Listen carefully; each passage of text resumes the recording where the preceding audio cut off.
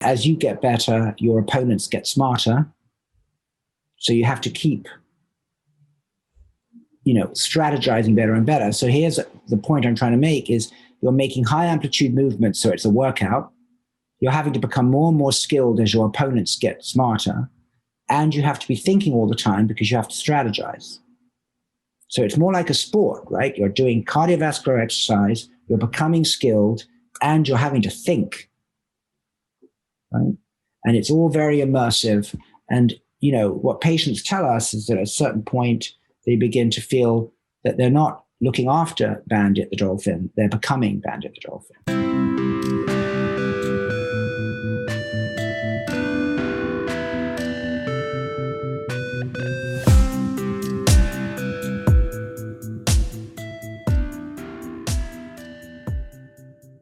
Hi everyone. Before we get started, I have to plug a few quick things.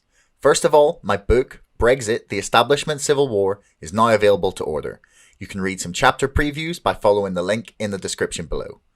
Our sponsors, ExpressVPN, get 35% off 12 months of ExpressVPN and get 25% off podcast hosting with Podium. Finally, if you're watching this on YouTube, please go check out odyssey.com instead. We are hosting all our videos there. If you're a creator, you can move your videos across with one simple click, and you can earn cryptocurrency simply by watching videos and use it to tip your favorite creators like myself. So please check that all out if you want to support the show. Anyway, here's the podcast. Hello and welcome to another episode of Chatter. Today I am talking to Professor John Krakauer, who is currently the John C. Malone Professor of Neurology, Neuroscience, and Physical Medicine and Rehabilitation, and the Director of the Brain, Learning, Animation, and Movement Lab at the Johns Hopkins University School of Medicine. Wow, that's a mouthful. Do you use that at parties? Yes, it's on my card as well. So I am here mainly to talk to you about some of your work and research into the brain and neuroscience and the ideas of neurorights. So I was looking at some of your stuff over the past week or two, and I was interested in this idea that you have that there is potentially a difference between learning and practice in terms of how the brain functions and processes it. So do you want to start by giving us an example or a definition of, neurologically speaking, what is learning and what is practice? Yeah, I mean, I think just to take a step back, I mean, we were, on the science side, our lab's very much interested in motor learning and in particular in skill acquisition. And then what that leads to is, well, what's the difference between having a skill versus being a true expert? And, Malcolm Gladwell, as you know, kind of bastardized, if I may say, the 10,000 hours rule, taken from a psychologist, very famous one who died recently, Anders Ericsson, who had been extremely interested in how you become an expert through practice. Okay. Now, where that gets complicated is that if you want to be an expert violinist or chess player, and he studied violinists and chess players, that's years and years and years, right, to become an expert. Whereas if you're a neuroscientist in a lab, you can't do experiments that last years.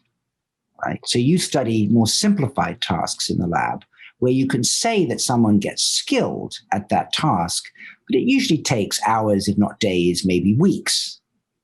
Okay. So you have the whole psychology and neuroscience of skill in more short-lived lab-based tasks. And yet there's an abyss, it seemed, between that and the huge amount of time it takes through practice to become an expert who makes the big bucks if you're a basketball player or a musician or anything like that. Do you see? So in other words, that led to people saying, well, maybe there's a difference between sort of the learning that you do in a lab to get a skill that takes a short period of time versus the special thing that happens if you practice for years to become an expert. And indeed, Anders Ericsson, in his work, distinguished between practicing something short-term and the deliberative practice you need to learn something long-term. And to be very honest with you, the science of that difference is not fully understood, right? There's a gap, and we haven't crossed it yet. I hope that made sense. It does. So when you're trying to study this, when you're looking at different parts of the brain that are, say, activating when you're practicing this or you doing a particular movement, is the same part of the brain being used when you are, say, first trying that movement or skill as it is once it becomes like a more built-in, like to use muscle memory is maybe not the right term, but you know what I'm getting at. Yeah, muscle. So we can talk about that, right? So what you're talking about is something that's been of huge interest, is this notion of automatizing things. That first, and I always give this example, I think it helps. The first time, let's say you have a 6-digit ATM number, right? And the first time you go up to the ATM, you have it in your head, you go, okay, this is my number, and you somewhat slowly type out the number. But a few weeks later, you don't even have to think about it. Your finger just flies across the keyboard and you're doing it. And actually, just to tell you how distinct this is when it was 6-digit ATM numbers before everyone switched to 4-digit ATM numbers, I would actually, when I traveled to Europe from the United States, and the configuration of the keyboard in European banks is different from the configuration of the keyboard in American banks. So I would actually no longer know my ATM number. My finger couldn't do it. And I had forgotten the actual explicit number. In other words, I'd automatized to the point that I no longer knew my number. So I would actually have to pull up on my phone a American ATM, type out on the American ATM on my phone, learn the number again, and then apply it to the ATM keyboard in Europe. So that is a very stark representation of the fact that you can have an explicit, slow, deliberative version, and then it automatizes, right? Now, people have been extremely interested in knowing, well, what is the neural basis, the brain basis for that transition? And the honest answer is we don't really know, right? Certainly the sort of canned story is that the more deliberative thinking-based parts of your brain, your prefrontal cortex, lights up when you're doing that deliberative stage. And then that begins to die down and you begin to see activation both in premotor and motor cortical areas and in subcortical areas when you automatize. Quite frankly, I think that story is a placeholder at the moment. I don't think that we really have a proper bead on it. But it's probably true that there are differential weightings of parts of the brain as you make that transition from the deliberative slow phase to the overt phase to the automatic phase. And there's been huge arguments that the best athletes are just automatized robots. They're not thinking, right? That you've just automatized everything and that's why you're good. And I think that's entirely incorrect. I have been interviewed most explicitly was in 2013 when a journalist was writing a cover story for Time magazine on LeBron James and wanted to call LeBron James a genius and called me several times concerned, was he allowed to call LeBron James a genius because wasn't he just a giant automatized set of muscle memories? That you shouldn't use the word genius for an athlete, unlike for Mozart or Emily Dickinson or Einstein. And the point I'm making is not just an opinion, it's based on the neuroscience. That's entirely incorrect. That just because you have automatized bits doesn't mean you don't also have thinking bits, right? So LeBron James is always strategizing and thinking and picking and solving at the same time that he can marshal his automatic bits. And that's true of a mathematician, that's true of a musician, it's true of an athlete. It's this perfect combination of your cached automatic policies combined with ongoing deliberation. And in fact, if you see someone like a Nadal being interviewed after a match, he remembers every single point and every single decision that he made. He's more cognizant of what's going on, right?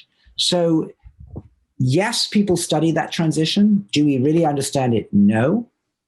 But in the end, when you become expert, it's because you can mix up thinking and doing in this way. So you're saying that's an interesting concept, that sort of hyper focus, or even arguably, or purportedly automatized decision making movement is actually making them more aware of what's going on as they do it.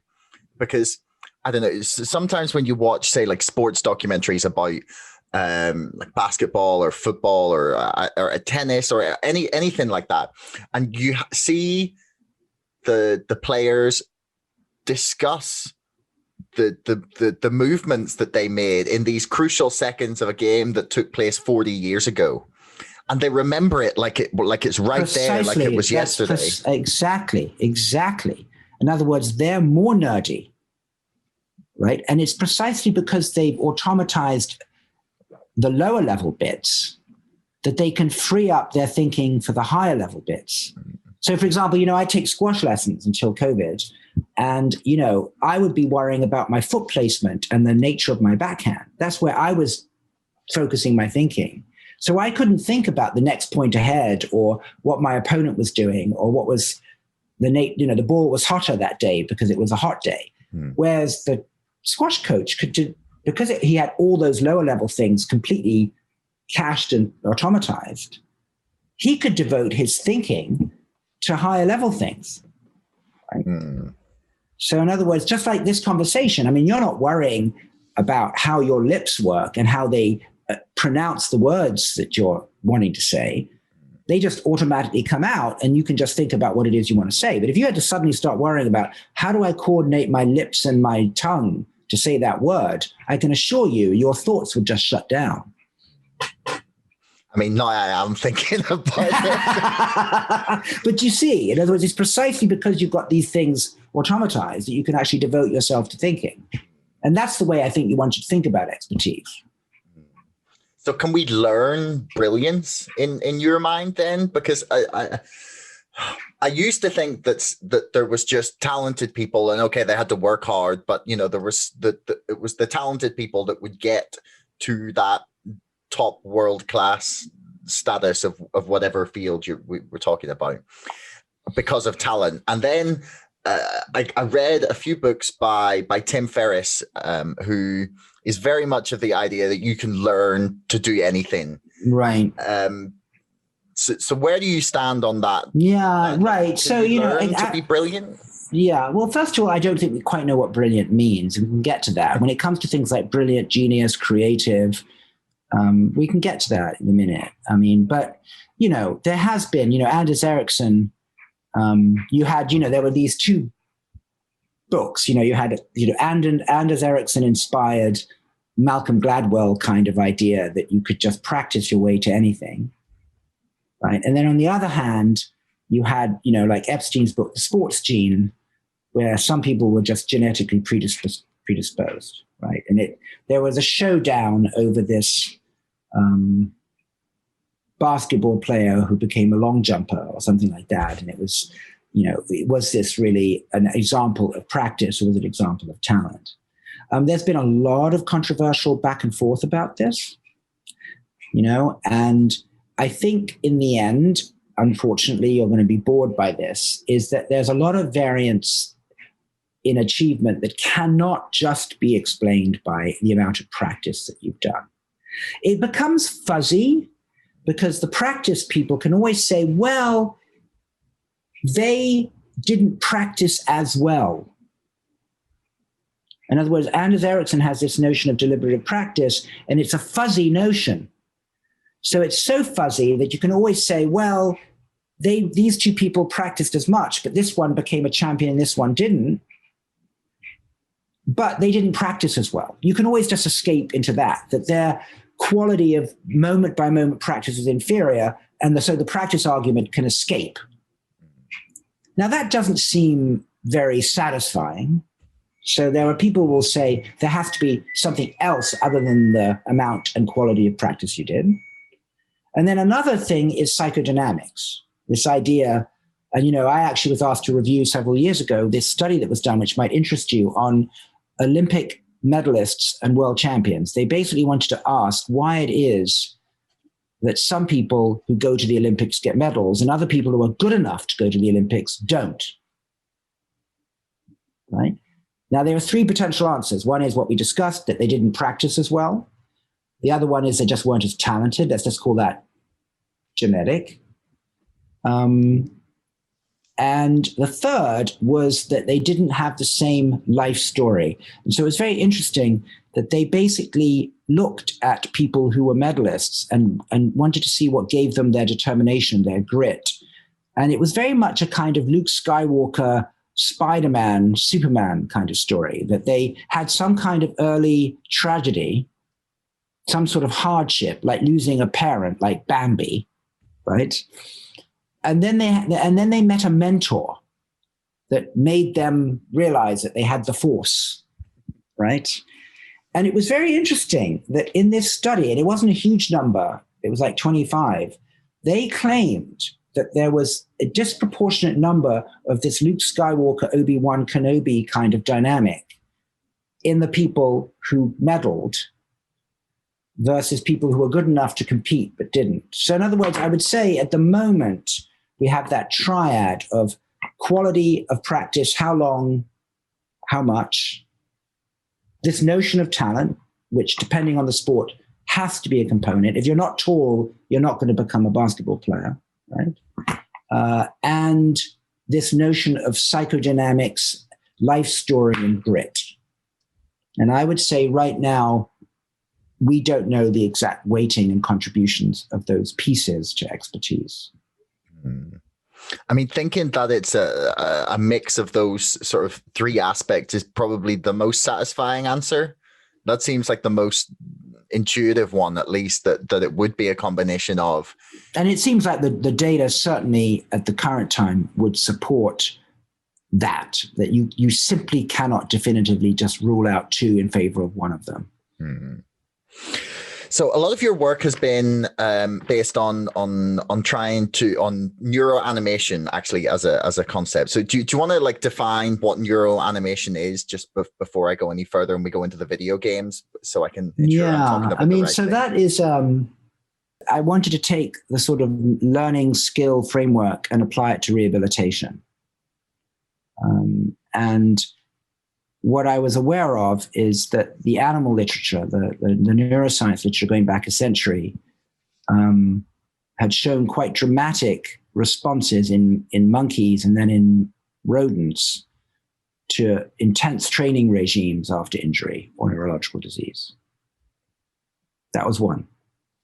The second thing is that for the last 75 years, there's been this notion of enrichment, where if you put rats in cages with toys and friends and places to explore, you see more brain plasticity than if you put them alone in a cage. Okay, so there were these two things. If you give a monkey a stroke and its arm isn't working and you force it to use that arm for many, many, many hours a day for weeks on end, you can get dramatic return of function. And in the mouse and in the rat, if you put them inside very playful environments, their brain shows more plastic change. So you want the foreground of practice and you want the background of playful environments. Okay?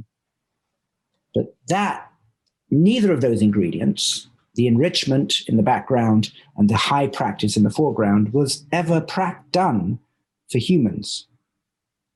Rehab was much more short-lived. It was in boring hospital rooms for much shorter periods of time.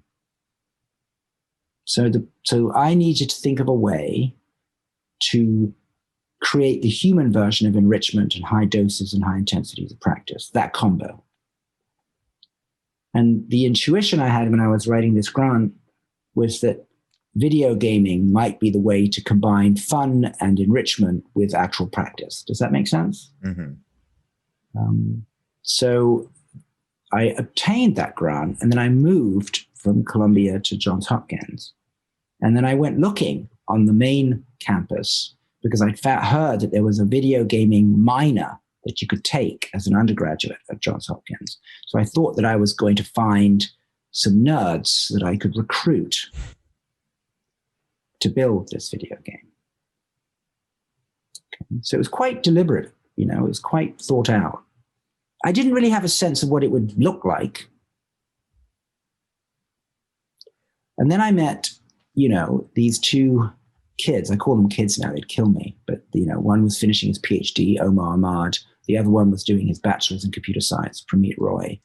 And I don't need to say how I met them, but I had this sort of meeting with them at Hopkins on the undergraduate campus. And there was this immediate mind melt, right? Because they had been thinking about movement-based gaming. They heard what I wanted. And I don't mean this lightly, I was kind of lucky to meet two nerdy geniuses, right? And we teamed up and we realized that you needed to create a new kind of animation where instead of it just being drawn animation and flipbook like most games, right? In other words, when you do a roundhouse kick with Batman, on your PlayStation, you're not really doing a roundhouse kick. You're just pressing a sequence of buttons and it just plays out the drawing. Do you see what I'm saying? That's not going to work, right? You needed a true soft body physics engine, emergent dynamical creature that you actually had to learn to control the way that you learn to control your nonlinear arm. So what neuroanimation ended up being was this notion of mapping the movements of your body onto a creature with its own emergent physics. And you had to learn that mapping. Right? So instead of doing the shortcut, which most games do, which is to make you feel skilled, but in fact you're not, it's just played out in the actual drawn movements that are coded for. You actually had to genuinely master, but not your own limb. Imagine you were suddenly given a tail and you had to learn how to control this tail with your brain, right? You'd have to learn and master it. You'd have to learn its dynamics. You'd have to learn its response properties. But instead of having a tail attached, you just have this, in this case, a dolphin with its own physics, and you have to master that through movements of your body. So neuroanimation is really about that mapping between your body and another body and having to learn it through exploration and play, because there are no simple rules. Okay. How intuitive is that learning, have you found? Because for example, just something that springs to mind is when, say you're a tennis player, a squash player, or even right up to like race car drivers, Formula One people, that you feel like you have a physical connection to the instrument that you're using, be it like a tennis racket, a golf club, a car, even that. How intuitive do you think that ability to understand the physics, motion, response of something beyond our body is? Do you think it's something that we find quite easy? Well, it's not easy, right? And it takes decades to be a tennis player, right? So in other words, the word understand is a bit loaded, because does that mean that you sort of overtly understand how you're doing it, or do you just through practice sort of implicitly learn it? Okay. Whether it's using a fly fishing rod, right, or any kind of tool, to a car, to a creature, to your own arm, it's difficult, right? It takes time to learn that mapping, and you learn that mapping through practice without perhaps ever having an overt understanding. In other words, basketball players don't have to have degrees in physics to understand what they're doing, right? But yes, I would say that, Omar and Pramit, when they were building Bandit, they were very much aware of the gradations of awareness that you would have to really master its movement through the water. Now, they were really inventing a kind of neurosport. And it's very important to understand that difference, right? In other words, games are not the same as sports. You buy a game on your PlayStation and you master it, let's say over a series of weeks, and then you toss it aside and you buy a new game. Whereas if you go and play soccer at the weekends, you do that for the rest of your life. So it leads to a very interesting question. What is the difference between a sport and a game? And what they did was to create a video game, which was really a sport, because you have to continuously over time master this, right?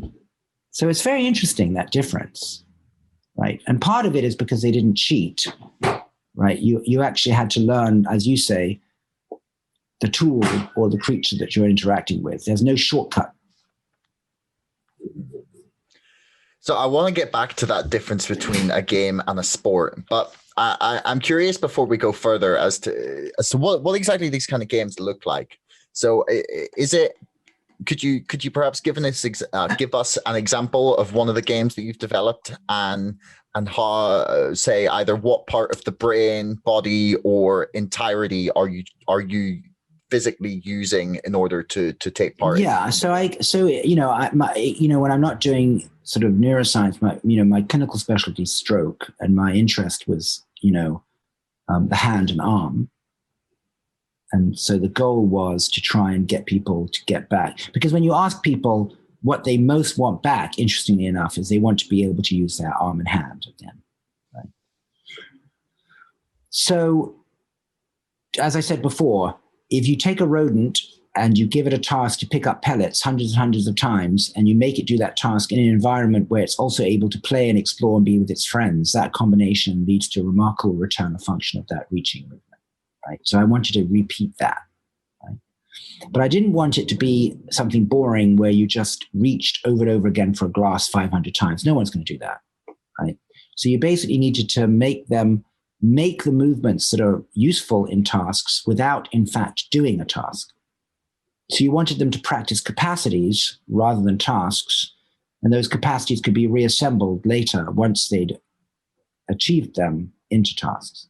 So we wanted them to sort of babble by making all the movements you need of everyday life, but you didn't realize that you were doing them because you were too busy steering the dolphin through the ocean, right? So basically imagine you in the stroke version, you have your arm, and your arm steers the intentional direction of the dolphin. So in other words, the dolphin is in this ocean. It can swim away and towards you. It can go left and right. And you begin to discover in 3D with your arm that you can make it move away towards you, left and right. And the directionality of the dolphin towards fish and sharks is controlled by your hand. The lights are down. There's music. So you don't even see your arm. You're basically jacked in to the intentionality of the dolphin. It's very beautiful. It's almost amniotic. The movement of the dolphin, what Omar and Pramit did is extremely beautiful. I mean, the quality of the animation is extremely high. In fact, Ed Catmull, the president of Pixar, visited us, right? In other words, because it really is a high-end experience. So imagine lights down, music up, your arm. If you're a stroke patient, it was actually the weight of the arm was supported by an exoskeletal robot. The robot wasn't assisting you to move in the direction, but it was just making you feel like you were in a lower gravity situation. And then you basically have to learn to control and steer the dolphin in order to catch fish or to avoid sharks. And as you get better, your opponents get smarter. So you have to keep, strategizing better and better. So here's the point I'm trying to make is you're making high amplitude movements, so it's a workout.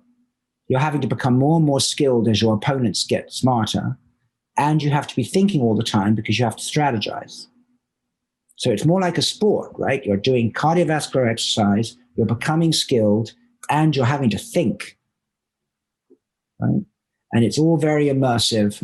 And, what patients tell us is that at a certain point, they begin to feel that they're not looking after Bandit the dolphin, they're becoming Bandit the dolphin. So in other words, it almost becomes a kind of transference or embodiment into the ocean. And because you're in the ocean and moving continuously, you've gone from land with your broken movement to the ocean where you actually feel, even though you could get better, kind of skilled right from the get-go. You're actually quite a graceful dolphin, right? So that's what it's like. It's quite gorgeous, actually. Are you using virtual reality or actual reality headsets? Yeah, I mean, people, we always get that question. So what we've done so far is it's been either big screens or projection onto an entire wall. In studies that have been done most recently, screens are as immersive as VR. VR has a number of downsides. One is that the headset is intrusive. People over 65 aren't particularly fond of it. You can get cyber sickness. It can get in the way of other medical equipment. So we've played with it. We're not in any way against it, but we prefer you being aware that you're in a gorgeous space. And ultimately, we feel like AR is the way to go. Right? That you're in a space and, like a giant upgrade of Pokemon Go kind of idea, right? But so for that reason, we're not convinced that VR is the way to go, but we're open to it and we've played with it. Ultimately, we're willing to go wherever we think the immersive, holistic sport will feel best for the patient. So you talked about the difference between a game and a sport. And I'm curious why that aspect, aside from, say, in terms of distracting someone from the movements that they're actually making because they're, lost in the game in the flow state or whatever you want to call it, that what is it that neurologically do you think is useful about the gamified aspect of this in terms of neuroplasticity and recovery? What is the game providing us? Yeah, that's a very good question, and we always get asked that. I think it's actually multifactorial. In other words, first, I think you need to do something which is beautiful, social, and emotional. In other words, it makes a difference if you're doing something that has that aesthetic and social quality, right? It's not that inspiring if you're a patient to be working in a sort of on linoleum and white walls and rubber mats and balls. It all feels very institution, almost prison-like, right? It's not exactly uplifting. So you want something that is, what I always say is, if you're going to be sick, you might as well enjoy it, right? So it's the unbelievable lack of taste that is so prevalent in medical environments, right? We somehow feel like if you're ill, you don't have high aesthetic requirements. I mean, it's terrible. It's almost like a form of Puritanism. We also know from a lot of work that if you're in a rewarded environment and you're enjoying yourself and you have motivation, that you actually get better bang for your buck per trial of practice. Right? I mean, there's a lot of work showing that you actually make a more skilled movement if you're rewarded at a target than if you just reach for the target without the reward. It's quite profound, actually. So motivation and reward in the form of points or just sheer endogenous enjoyment improve the quality of practice. Finally, you want people to make movements where the practice is on as I said before, the capacities, the building blocks of movement rather than on a particular task. Because what we've learned about motor learning of tasks is it suffers from what's called the curse of task specificity. You learn how to be good at that, and it doesn't generalize. Whereas if you learn capacities, you can recombine them for many tasks. Right? So you want a game that is a non-task-based task.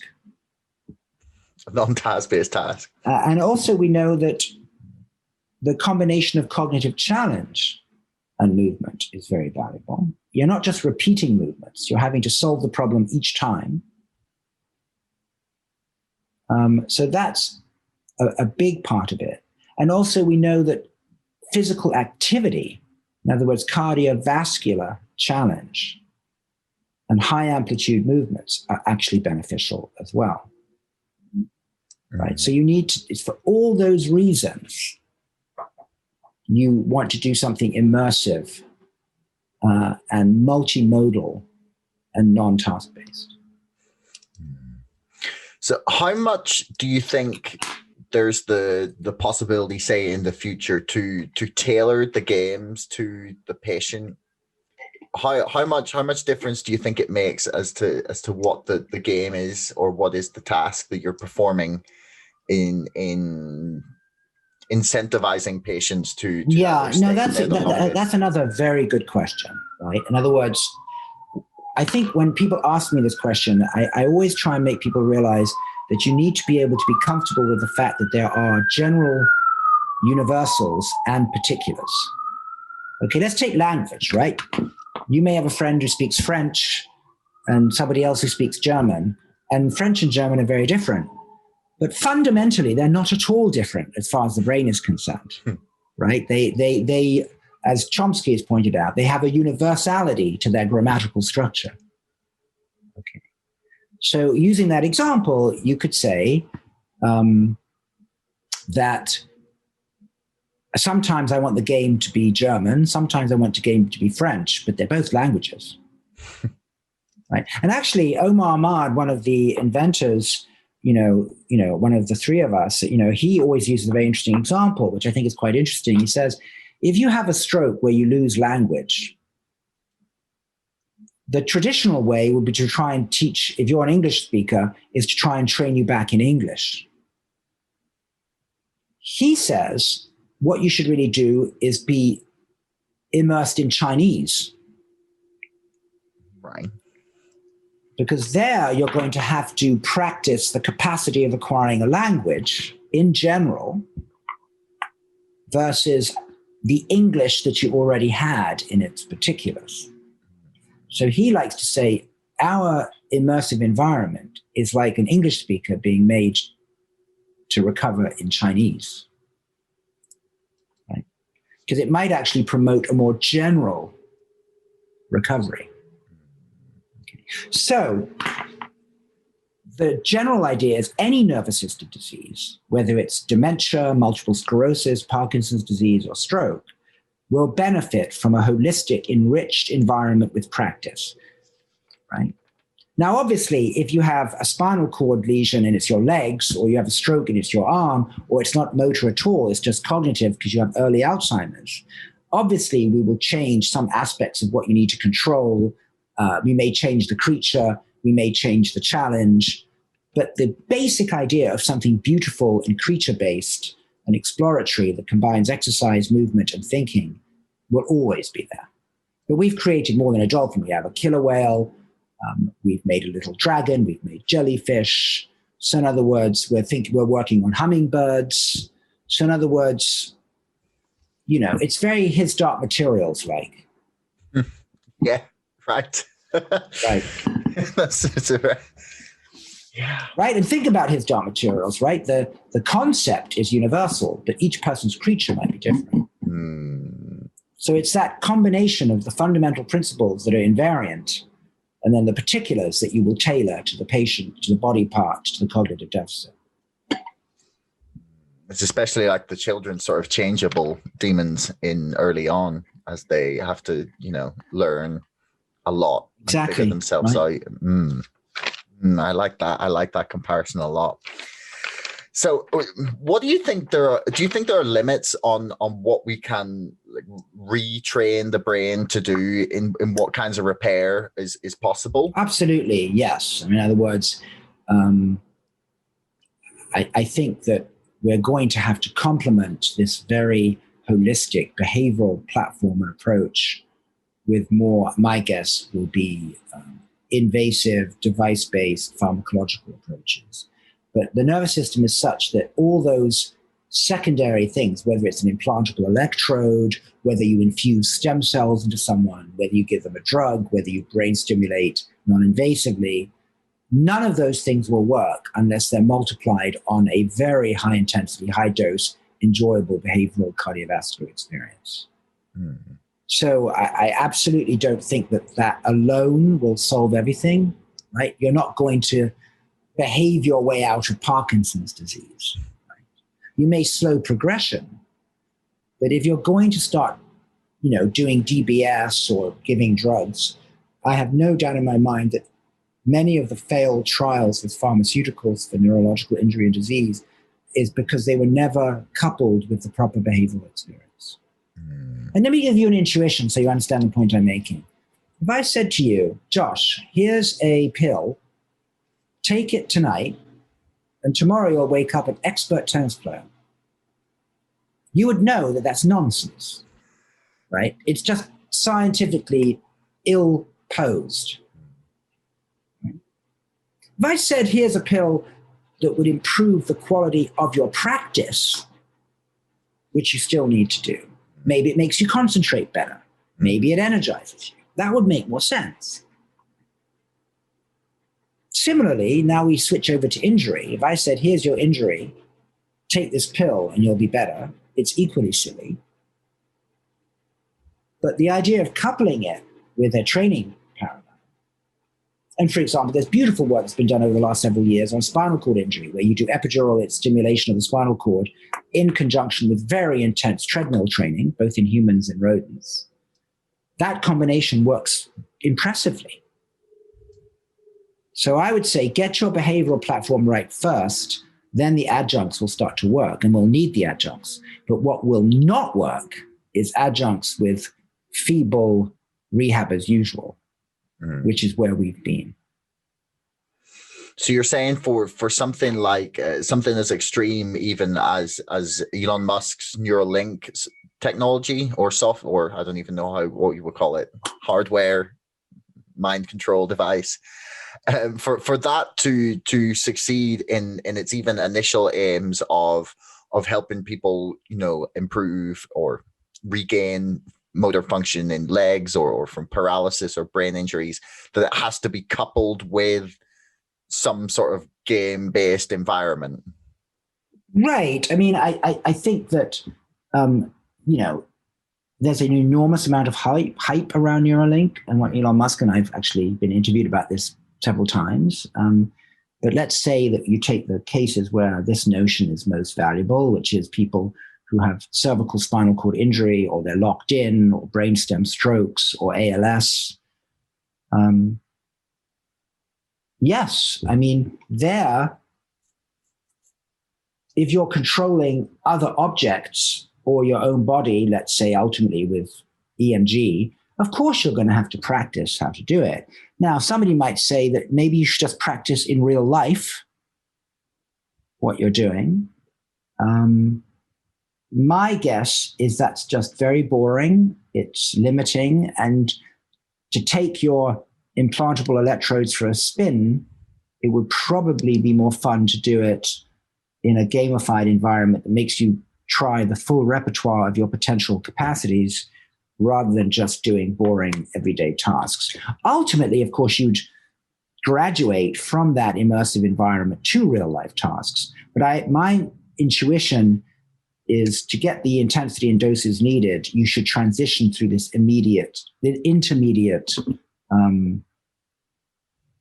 immersive stage. That's my guess. So you've also been involved in or been part of a group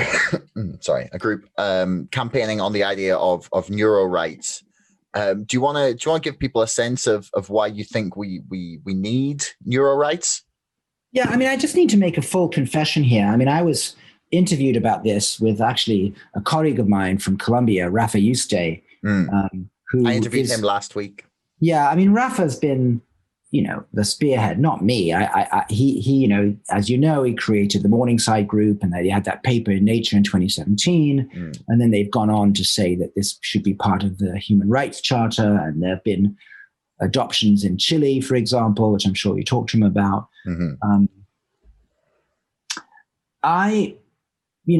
and I mostly agree. I think here's the thing. We should already have had it before you could get under the skull. See, Rafa got very interested, got very concerned because you could now start to be invasive. You could actually you could touch people's neurons. Right? And he feels like this technological situation, which he feels is moving at breakneck speed, is an opportunity both to address this issue in the setting of these technological advances, but also maybe even retrofit to all the ways we're already manipulating people. I mean, if you watch that documentary about Facebook, The Social Dilemma, and all the tricks that could be played on people, you're already in need of neural rights there. Do you see? Propaganda in general. I mean, all the alt-right and all the blogs and what Trump did. I mean, there are many, many ways to spread misinformation and break people's rights long before you get an electrode under the skull into the brain. Do you see? So in other words, what I'm less convinced by is that it's a qualitative change. It's just more concerning going what we've already been doing before we got under the skull. So that's my way of saying absolutely we need them. And maybe we have a chance of making progress because we can do it preemptively in the setting of this new technology, whereas it would be very difficult retroactively to do it with what, for example, Facebook is doing, as pointed out in The Social Dilemma. But once you go down the road of thinking about these rights, we've been breaching them long before we got electrodes into people's brains. Do you see what I'm saying? So it's your sense that we've already started that we can already reach into people's brain and screw about with it. That's what's called propaganda, right? Yeah. That's what advertising is, right? You don't think they haven't had armies of psychologists learning how to manipulate you long before we got to this stage in neurotechnology, right? So that's what I find kind of funny about this is people are correct. Rafa's absolutely correct about this is the next generation of manipulation. But have you been asleep? This has been going on for a long time. Yeah. I mean, this gives me an excellent opportunity to plug my book, in which I talk all about Facebook and their screwy tactics for attempting to swing people's minds. So go buy it or check it out. And you could see, right, the problem here is if you don't put this in the context that I'm suggesting, then you could say that other than when you are putting chips in people's heads or electrodes in people's heads, everything else is fine. That's problematic. When we know the effects that it can have. Long before you touch someone's neuron. Yeah, it's concerning. So I want to thank you for your time. But before we finish up here, is there anything you would like to plug, point people towards, upcoming things you'd like to plug? Anything you want to point out? No, I think the only thing I would say is that I think that, and I've used this example, is the case of what's happened to us with COVID. That it's been both an incredible success story with respect to the efficacy and speed of development of the vaccines, So a great success for the magic bullet monotherapeutic molecular biological approach to medicine. But on the other hand, the spectacular failure of doing anything about all the people with chronic diseases who died because they were obese, hypertensive, sedentary, and diabetic. And we need to have these holistic behavioral approaches we've been discussing today to try and make people more robust and less fragile in the face of an infectious disease. And that we need to understand that you can't treat chronic disease as an honorary infectious disease. And that we're going to have to think about behavioral, holistic, multimodal, complex interventions, kind of neurosport for health, and not just think that there's going to be a pill for everything.